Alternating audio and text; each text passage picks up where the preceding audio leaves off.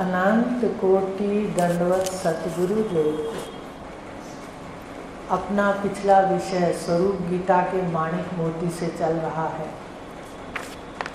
कि इसके अंदर छुपे हुए राज उपनिषदों में कौन से हैं। अनेक राज हैं, पर जो हमने देखे हैं उसका वर्णन है। पहला था, कल जो पढ़ा था कि जीवन की यात्रा में 4 पड़ाव हैं। उसमें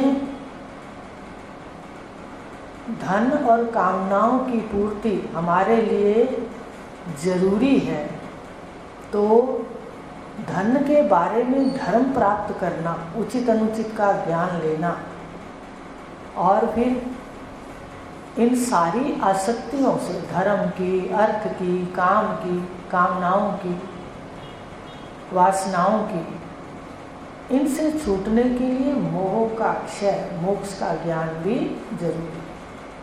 तो ये आपको घर का काम दिया था, होमवर्क, कि देख के आना कि घर में भी हर काम में जरूरी के साथ मजबूरी जुड़ी।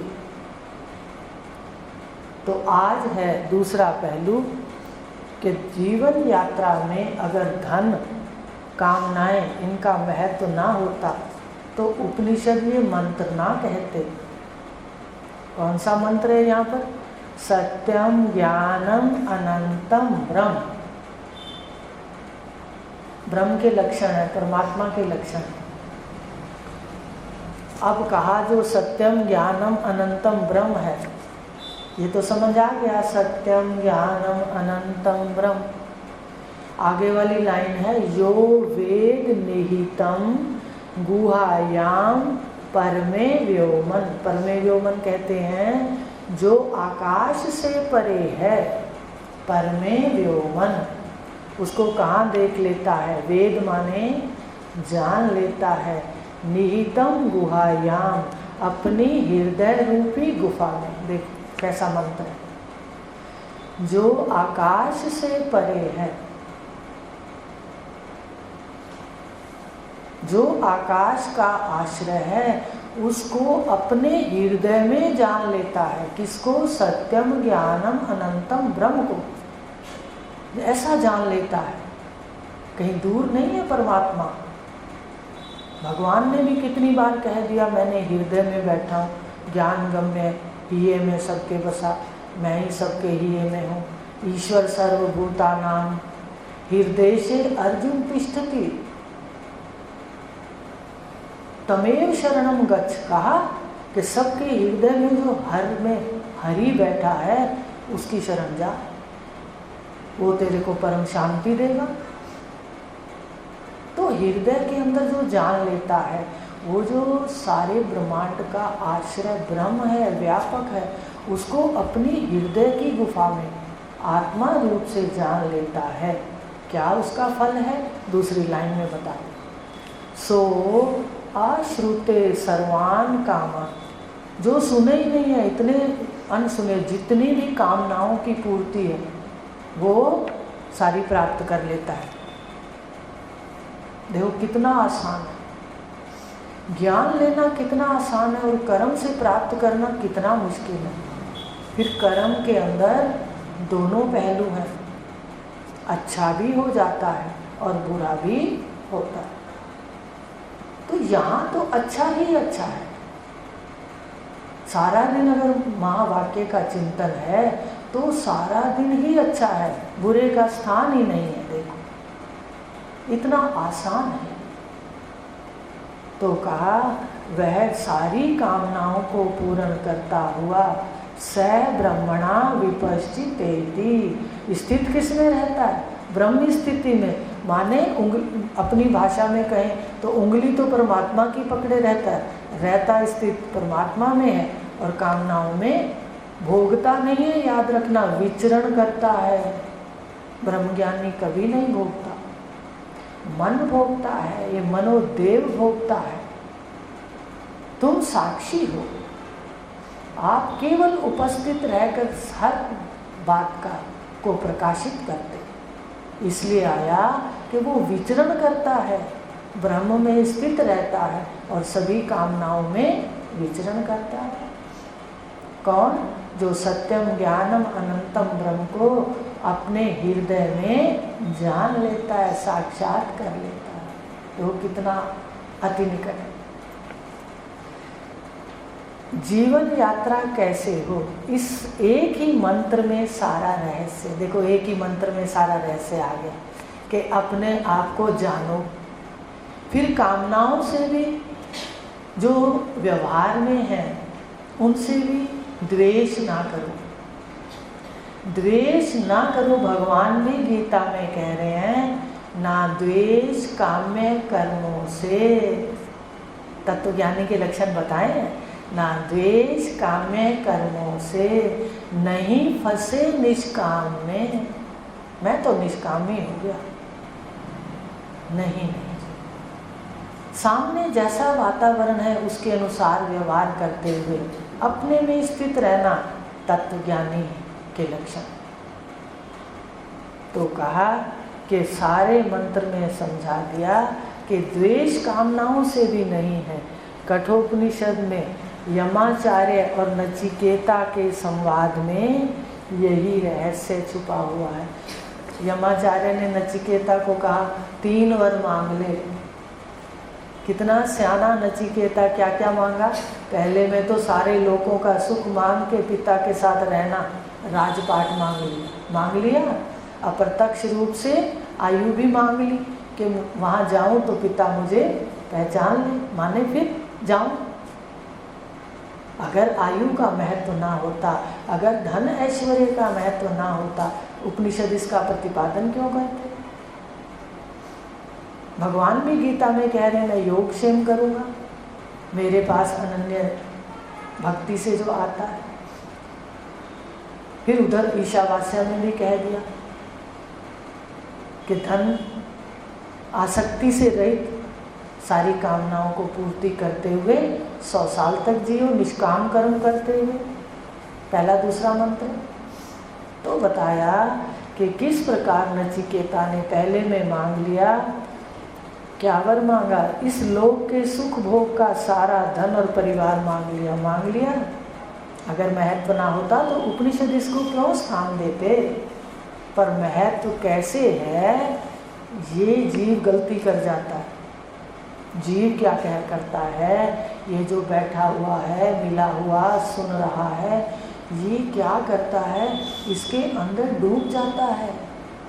किनारे के बाहर नहीं खड़ा रहता, संसार सागर में ही गोते लगाता रहता है, कहता भी रहता है आज तो बस मुझे हृदय में मुझे तो घुटन हो गई, मुझे तो गोते लग गए। बिना पानी के भावों के सागर में गोते लगाता रहता है, ये गलती करता है। बाकी रहना यही है, करना सब कुछ है, वृत्ति को संवार कर उपराम कर लेना है बस। तो कहा कि कैसे पहले में सब मांग लिया, दूसरे में स्वर्ग लोक की प्राप्ति का राज। भाई स्वर्ग जाना हो जिसको, उसके लिए भी नचिकेता ने प्रतिपादन कर दिया कि भाई स्वर्ग भी जाना हो तो तुम्हारी मर्जी है, स्वर्ग का राज भी जान ले। तीसरे वरदान में इस लोक के ऐश्वर्य में विचरण करते हुए मांगा, स्वर्ग को जान लिया, इस लोक के सारे भोगों में विचरण करते हुए क्या कहा, मोक्ष अर्थात आत्म ब्रह्म स्वरूप का ज्ञान भी प्राप्त कर लिया। ये पूर्ण जीवन है। जो कहते हैं ना, जो शर को निकृष्ट कहते हैं, जगत को निकृष्ट कह के त्यागते हैं, भगवान ने कह दिया वो मूर्ख है। कहा ऐसे कि भाई इसको जो निकृष्ट कहते हैं, इनसे द्वेष करते हैं, वो द्वेष नहीं बनता। लेकिन इसमें उपराम होना है अपने आत्मा और ब्रह्म के ज्ञान से। ये तीनों बातें अगर हैं, हमें सारे लोगों के राज भी पता है, ठीक है। राज होने से जाने की आसक्ति नहीं होती। मान लो स्वर्ग का पता चल गया कि वहाँ मनोवृत्तियाँ स्वर्ग में मनोवृत्तियां पुण्यवान नहीं होती, वहाँ राग द्वेष रहता है, तो हम जाना नहीं चाहेंगे। भाई पहले मनुष्य लोक में तो राग द्वेष से तंग है, वहाँ जाके क्या करेंगे। फिर इस लोक में सारे सुखों का निष्काम भाव से, आसक्ति रहित भाव से विचरण करते हुए ये ज्ञान प्राप्त करना, ये तीनों बातें जीवन में है। ज्ञान है लोकों का ज्ञान, इस लोक में जीवन यात्रा में धन की आवश्यकता है, ठीक है, और आए हैं तो अपने को जान के जाएं। आयु भी कही 100 साल की कही उपनिषदों में, कई स्थान। तो इस प्रकार ये सब होते हुए भी ज्ञान भी जरूरी है। अगर ज्ञान नहीं तो ना आयु काम की है ना धन काम की है, दोनों दुख रूप हैं, कष्ट ही देते रहते हैं। धन भी देखो अज्ञानी को कष्ट देता है, याद रखना। जानकार क्या करता है, वो अपनी माया की कड़क को, सलवटों को खत्म कर लेता है। माया में सलवट है ना, अहंकार, ऊंचा नीचा, सलवट होते हैं ऊंचे नीचे। तो अपने इस ऊंचे नीचे भावों को, अहंकार को और हीन भावना को, हीन भावना माने नीचे और अहंकार माने ऊंचा, ऊंचा नीचा, ऊंचा नीचा, उसको प्रेस कर लेता है। ज्ञान की प्रेस लगा के सलवट समाप्त कर लेता है, फिर वो विचरण करता है। माया फिर उसके अनुकूल रहती है। यात्रा में माया धन आवश्यक है, आयु का भी महत्व है आत्मा को जानने के लिए। तो ये तीनों जीवन में है तो जीवन पूर्ण है, याद रखना। धन प्रारब्ध से आता है, ज्ञान से भी आने लगता है, कल भी आपको बताया था। तो कहा कि अगर इनका महत्व ना होता तो उपनिषद में प्रतिपादन क्यों होता। तैत्तिरीय उपनिषद की बात सार्थक हो गई यह अर्थ से, जो ऊपर पढ़ा है वो सार्थक हो गया कि नचिकेता ने जो किया वो यही तो किया कि मन की स्थिति ब्रह्म में और बाहर विचरण। तो कहा तैत्तिरीय उपनिषद का जो मंत्र ऊपर पड़ा है वो सार्थक हो गया। सब विषयों में बात यह सार्थक हो गई कि अपने स्वरूप में स्थिति, परंतु व्यवहार तो सदा माया के विस्तार में ही होगा।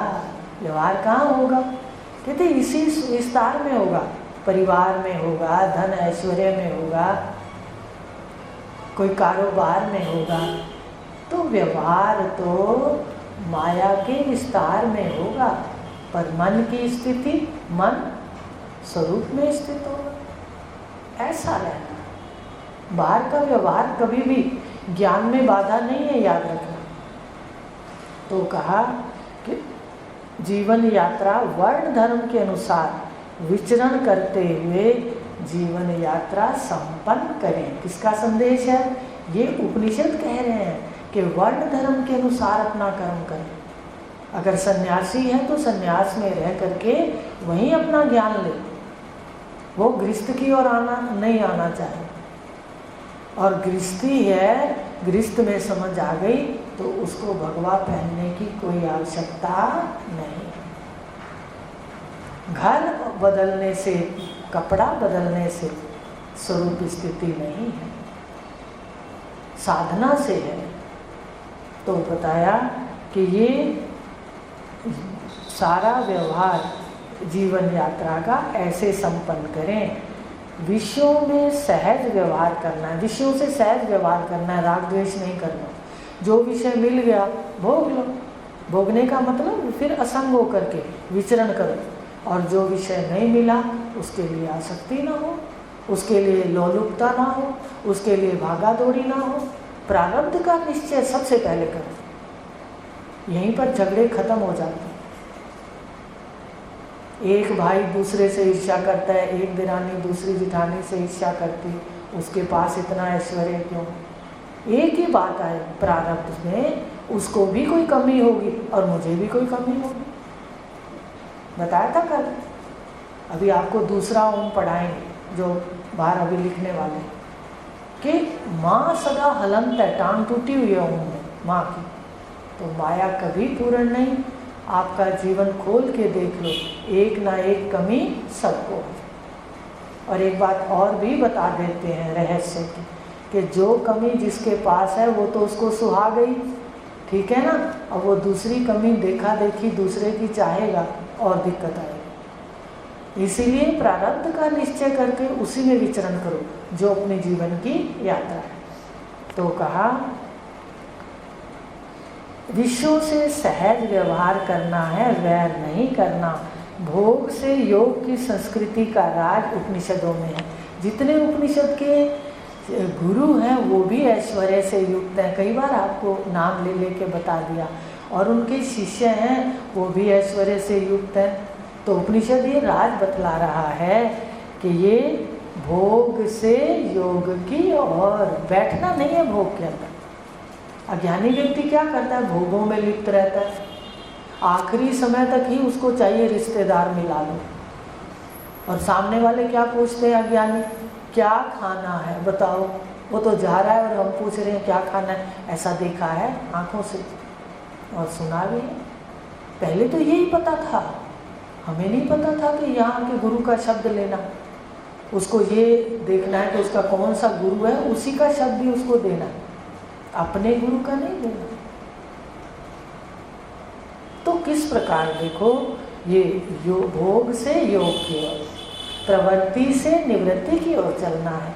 ये उपनिषदों का रहस्य है कि राजा होते हुए भी जनक विधेय थे। याज्ञवल्क्य इतना स्त्रियों संग रहते, अपने विद्यार्थियों को अध्ययन करवाते हुए, इतना विस्तार से व्यवहार चलाते हुए आखिर में उपराम हो गए। तो व्यवहार भोग जो भी है उसके बाद, प्रवृत्ति के बाद योग, आत्मा और ब्रह्म का योग, ये ज्ञान भी जरूरी है।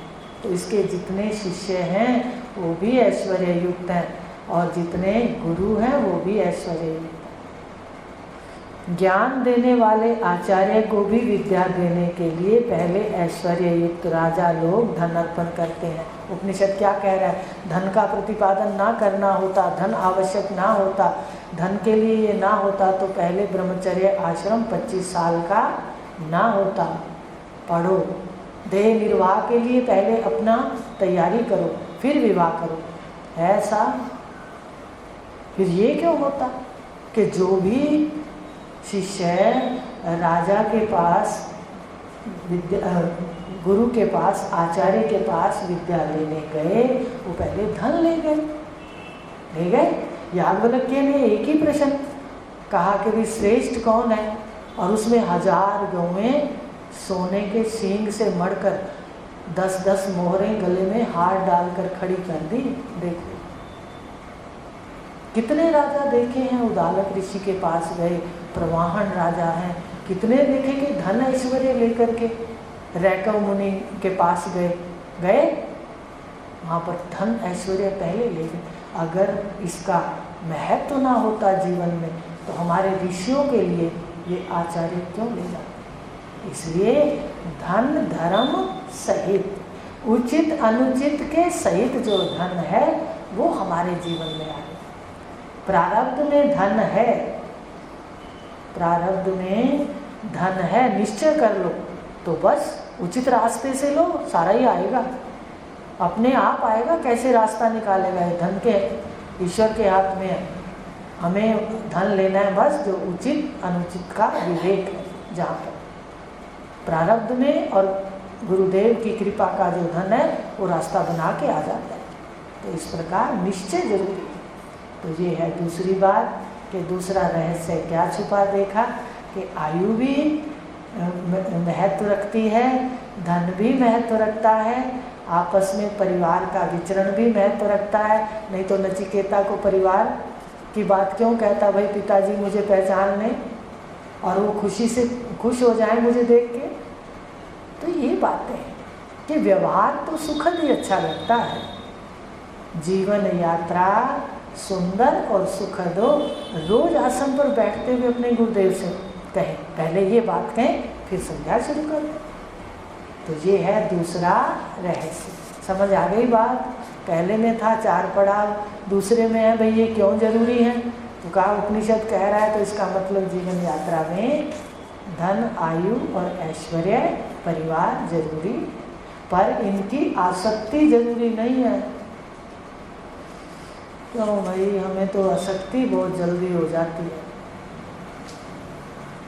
इतनी जल्दी आसक्ति हो जाती है कि पड़ोस में कहीं किसी के साथ मंगनी हो जाए ना किसी लड़के की, एक बार श्रवण करा दो लड़की को कि वो तेरा पति है, बस उसके बाद मान लो विचार नहीं मिले और वो कागज़ पर साइन भी हो गए, जिसको तलाक कहते हैं, फिर भी जब मिलेगी तो किस रूप में देखेंगे आपस में, पति पत्नी। देखो कितना झूठ का, कितना आसक्ति का मन के अंदर लकीरें हैं गहरी। इसलिए शब्द से काटो, शब्द से मिटाओ, गुरु का शब्द लेकर मिटा डालो इनको जितना लिखा हुआ। जब भी लिखा हुआ उभरे शब्द की मार दो, झाड़ू लगाओ शब्द का। तो ये है आज अपने दूसरा भी जरूरी है, ये मनन करना जा करके, बिना धन के फिर साधना नहीं होती। कहते ना भूखे पेट जाते थे तो वहाँ भी कहते थे भाई भजन नहीं होता। तो घर में अगर बच्चों की आवश्यकता है तो कैसे समय निकाल के कोई साधना करेगा? वो तो वृत्ति कहाँ रहेगी? साधना भी करेगा तो पूर्ण रूप से वृत्ति बनी रहेगी कि जल्दी चला जाऊँ दुकान पे, जल्दी चला जाऊँ, कोई काम हो जाए, कार्य करें। तो इस प्रकार जीवन में आवश्यकता है सबकी। अब तीसरा गूढ़ रहस्य क्या है? तीसरा गूढ़ रहस्य है, ना ही धन और परिवार आत्मज्ञान में बंधन है। ध्यान देना, बंधन कहाँ पर है ये देखना है, अपने को बड़े ध्यान से पढ़ना है इनको और घर पे मनन करना है, और इसको सुनना भी है जो आपको मोबाइल में आता है, और फिर इसके साथ किताब लेके बैठना है। धन और ना ही परिवार आत्मज्ञान में बंधन है। उपनिषद के आचार्य और शिष्य दोनों ही धन ऐश्वर्य से युक्त हैं। भगवान कृष्ण और अर्जुन दोनों ही राजा हैं। भगवान राम और आचार्य वशिष्ठ गुरु, ब्रह्मनिष्ठ याज्ञवल्क्य गुरु, राजा जनक सभी क्या हैं? राजा। गुरु शिष्य है ये। राजा प्रवाहन, रानी चौड़ाला, गार्गी, मैत्रेयी सभी ऐश्वर्य संपन्न हैं। राजा जानश्रुति और रैकव मुनि भी दोनों ही राजा। इसका मतलब धन ऐश्वर्य बाधा नहीं है। बाधा क्या है? हमारी आसक्ति, हमारा अज्ञान। आसक्ति भी क्यों होती है मेरे बहन भाई? कि हमें अपने स्वरूप का ज्ञान नहीं है। हम सारा दिन झूठ में जीते हैं, अपने को शरीर मान लेते हैं, फिर झूठ में कहते हैं ये मेरा है। फिर ये रहता है कि भाई ये सारा घर परिवार, ये धन ऐश्वर्य मेरा है, इसको कोई छुए ना। जबकि ये तो ईश्वर की सृष्टि है। हमें तो थोड़े से समय के लिए यहाँ पर एक नाटक के लिए थोड़ा अभिनय मिलता है, उसको ही सुंदर करना नहीं आता अज्ञान को। अज्ञान में सारे उल्टे पुल्टे कर्म होते हैं, इसलिए अज्ञान ही वासनाओं का मूल है, अज्ञान ही आसक्ति का मूल है। अज्ञान काट दो, सारा का सारा वृक्ष गिर जाएगा जो बुराइयों का है। अच्छाई और बुराई दोनों ही बंधन का कारण है। तो इस प्रकार अज्ञान को, एक अज्ञान को काटने से सारा का सारा इसको समूल नष्ट कर दो। भगवान ने कहा 15वें अध्याय में, असंग रूपी कुल्हाड़े से। आ रही है समझ कौन सा कुल्हाड़ा है? मैं साक्षी हूँ, मैं दृष्टा हूँ, असंग होकर के। मन की आसक्ति है, मन को सौंप दो, हमें कुछ लेना देना नहीं, करता रहे कुछ भी करता है। पहले तो ऐसे बैठो, ये है मनन काल। तो इस प्रकार ये घर ऐश्वर्य यात्रा में सहायक हैं, बाधक नहीं है। बाधक हमारा अज्ञान है, अज्ञान से सारा बुराइयों का, आसक्ति का वृक्ष है। इसको असंग रूपी कुल्हाड़े से काटना, बार बार कहना है मैं ही साक्षी हूँ, मैं ही दृष्टा हूँ। मन के अंदर भाव आए, तुम साक्षी हो। जब आप साक्षी करके महावाक्य या शरीर का मंत्र बोलोगे, ये सारे बैठ जाएंगे। आप करके तो देखो। आप स्वरूप के सागर से लहरें उठी हैं भावों की, तुम ना भी चाहोगे तो लहरें बैठेंगे। आपको भाव में नहीं बिठाती, ये भाव सदा रहे, उल्टा भाव नहीं रहेगा, वो थोड़े समय में ही बैठ जाए। साक्षी हो जाओ, बस एक ही भगवान ने बात बताई। तो चौथा है रूप नाम जाति गोत्र वर्ण आश्रम, ये आत्मा मैं पर आरोपित 6 भ्रम है। अब 6 भ्रम है भाई, कितनी भ्रांतियां हैं याद करके आना, ठीक है। अब तो सुनने का काम शुरू करेंगे। बहुत हो गया आलस प्रमाद, आयु जा रही है। देखो 1.5 साल हो गया इस कोरोना के काल में रहते हुए लगभग। तो 6 भ्रम है। सबसे पहला भ्रम है रूप का। मैं प्रकाशक आत्मा क्या बन गई? जो शरीर की कटिंग है, जो शरीर का रूप है, ऐसी बन गई। कोई स्त्री बन गया, कोई पुरुष बन गया, पशु भी बन गए, उनमें भी अहंकार है। देखो पेड़ पौधों में भी सूक्ष्म अहंकार है। तो सबसे पहले मनुष्य शरीर से गलती हुई। देखो ये क्या बन गया, पहले रूप। आ रही है बात समझ में? स्त्री का रूप, पुरुष का रूप, ये भ्रम है, सत्य नहीं है। भ्रम की क्या परिभाषा है?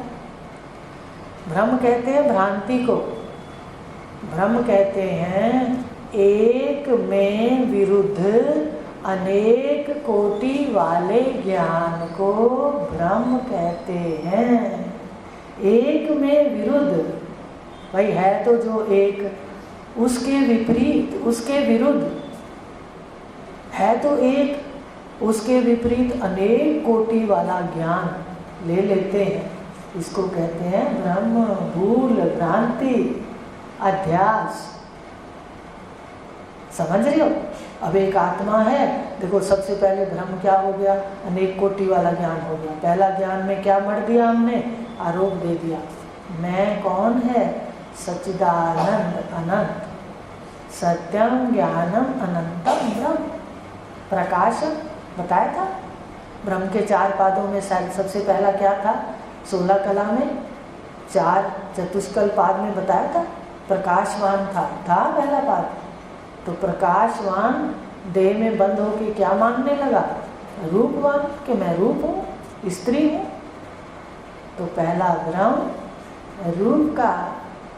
आरोप कहते हैं झूठ को, पहला झूठ बोल दिया, झूठ बोलना शुरू। मैं स्त्री हूँ, मैं पुरुष हूँ। अब दूसरी भ्रांति क्या हो गई? जब संतान उत्पन्न हुई, छठी वाले दिन, चाहे किसी का कोई रिवाज हो, कोई चोले पे रखे, कुछ रखे, कहने का मतलब जिस दिन नामकरण संस्कार होता है, नाम रखते हैं। भले कोई नामकरण संस्कार ना करे, कोई गुरुद्वारे जाए, कोई मस्जिद में करे, कोई कहाँ भी करे, अपने इष्ट के पास नाम रखना ही दूसरा भ्रम है भ्रम या सच है, बोलते जाना। 6 भ्रांतियां हैं, फिर इससे ऊपर उठना पड़ेगा। ऊपर उठना ही तो मुश्किल है। जब व्यवहार में आते हैं तो सारी भ्रांतियां ओढ़ कर खड़े होते हैं। गुरुदेव कहते हैं कितनी बड़ी गलती है, इतना सुना हुआ कैसे चलेगा। दूसरों के साथ मत कुछ करो रोका टोकी, अपने मन को भ्रांतियों में आने ना दो। ये है तुम्हारी, ये थोड़ा हम दूसरों से कहेंगे तुम ऐसा क्यों कर रहे हो, ये तो ऐसा नहीं है, हमारे गुरुदेव ने ऐसा बताया है। नहीं, हमें दूसरे को नहीं बताना, वो जो मर्जी करे, जैसे मर्जी जिए। हमें अपने को संवारना है, पहले अपने मन को भ्रांतियों में डूबने ना दे। पहला रूप का भ्रम। दूसरा नाम का, नाम रखा गया। नाम भी आरोप है। किस पर आरोप है? आत्मा पर है। आ रही है समझ? पहले थोड़ा ले लेते हैं। तीसरा है जाति। अब कहते कौन सी जाति का है? ठीक है, कई प्रश्न पूछते हैं कई लोग आकर के, बच्चों के विवाह करते हैं ना, तो जातियों का कि भाई जाति में, अरे मैंने कहा तू नहीं तो माना है मैं इस जाति का हूँ, वो भी मनुष्य तुम भी मनुष्य। किस चीज़ का भ्रम है? उस जाति में विवाह नहीं करेंगे, उसमें नहीं करेंगे। अगर संतान चाहती है तो हमें मनन हो जाना चाहिए, भाई यही प्रारब्ध होगा, इसलिए अपने को ज़्यादा ध्यान नहीं देना। अरे बात समझ, बाहर से भले कोई पाठ करो पर अंदर से निश्चय हो कि यहाँ कोई भी जाति अब मूल नहीं है, वो सारी भ्रम है। पहला भ्रम रूप, दूसरा भ्रम नाम, तीसरा भ्रम जाति। जाति किसने बनाई है, सच बताओ? ये जितनी जातियाँ आज देखो, अभी घर में कई बार बात होती, सब हंसते हैं, वो जाते हैं काफ़ी मित्र, इंसान, मैं कहा इंसान एक जाति बन गई, ठीक है। अब उसके बाद सिंह भी बन गई जाति, सिंह हो गए, अब इंसान बन गई। अब ऐसे कोई और भी करेगा तो उसकी भी क्या बन जाएगी, जाति बन जाएगी, नाम हो जाएगा। आप अगर आज बैठे हो और अपने हाथ को पैर कह दो और पैर को हाथ कह दो, आने वाली पीढ़ी से बच्चों को यही समझाओ तो वो क्या कहेंगे, पैर को क्या कहेंगे, हाथ ही कहेंगे ना। अगर हम पीढ़ी दर पीढ़ी उनको यही समझाते जाएं, पैरों को हाथ कहें और हाथों का नाम पैर रख दें, ये सारी क्या है, नाम की मान्यता है या नहीं, बताइए। क्या ये कोई लिस्ट आई है ईश्वर की तरफ से कि इसका नाम आँख है, इसका नाम नाक है?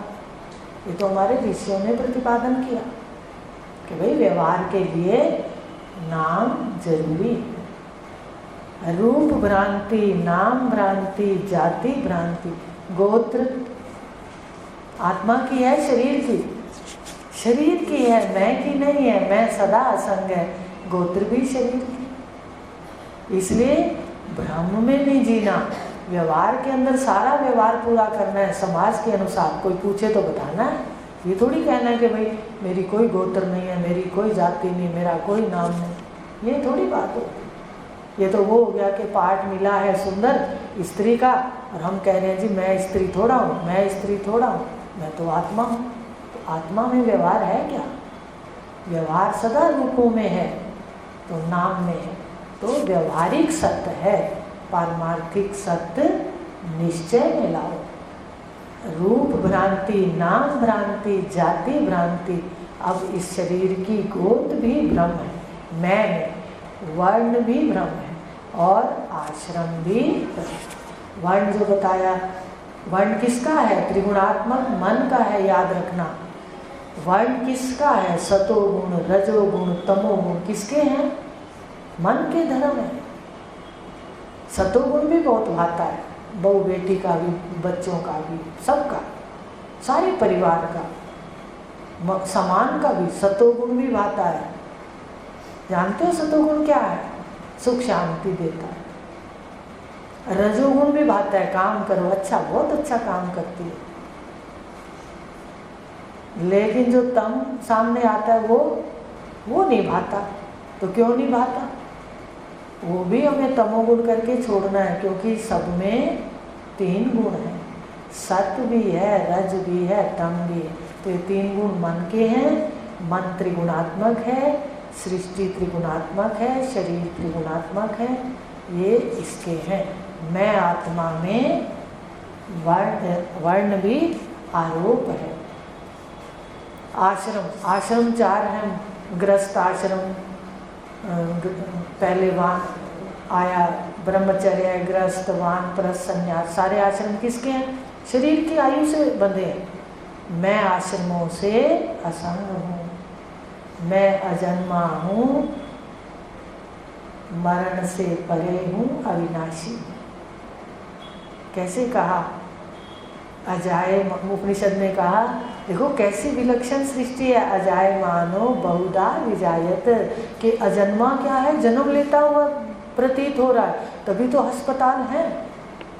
देखो जन्म ले रहा, पर जन्म कहाँ है उसका? ये सारा शरीर के धर्म है। अजाय मानो बहुधा विजायत, कि जो अजन्मा है, देखो कैसे लीला से, माया से जन्म लेता हुआ भास रहा है।